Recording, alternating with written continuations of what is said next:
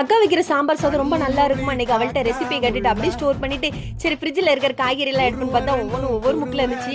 அது மட்டும் இல்லை எங்க என்ன காய்கறி வைக்கணும்னு சொல்லிட்டு அடுத்த செகண்ட் எனக்கே மறந்துருந்து. ஒரு வழியா காய்கறி எல்லாம் கட் பண்ணி வச்சுட்டு அப்படியே இந்த சைட் டிஷ்க்கு என்னலான்னு பார்த்தீங்கன்னா பாவக்காய், அது கூட வழுதனைங்காய், முட்டை இவ்வளோ ரெடி பண்ணி வச்சுக்கலாம்னு சொல்லிட்டு எல்லாம் ரெடி பண்ணிட்டு இருந்தேன். இதுக்கு நான் ஒரு பெரிய குக்கர் தான் எடுத்துக்கிட்டேன். அப்புறம் பார்த்தீங்கன்னா காய்கறி எல்லா காய்கறியும் போட்டுருந்தேன். ஃபர்ஸ்ட் கொஞ்சம் போல எண்ணெயை ஊற்றி, அதாவது காய் வதங்கிறதுக்கு தேவையான எண்ணெயை ஊற்றி அதில் வெங்காயம் பச்சை மிளகாய் அதுவும் போட்டு வதக்கிட்டு அப்புறம் இருக்கிற காயெல்லாம் போட்டு நல்லா வதங்க போட்டா முழு சைஸ் தக்காளி எங்க இருந்துட்டா விழுறன்னு பார்த்தா அதை கட் பண்ணாம வச்சிருக்கேன். அப்புறம் அதையும் கட் பண்ணி எடுத்து போட்டுட்டு ஒரு பவுல் நிறைய, அதாவது 3.5 கப் அரிசி, அதுக்கு 1 கப் பருப்பு, இது கூட கொஞ்சம் பச்சரிசி கட்டிக்கிட்டா ரொம்ப நல்லா இருக்குமா.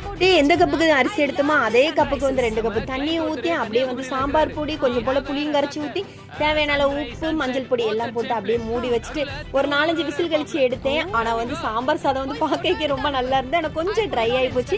அப்புறம் அவிச்ச முட்டை, பொரிச்ச பப்படம், வழுங்க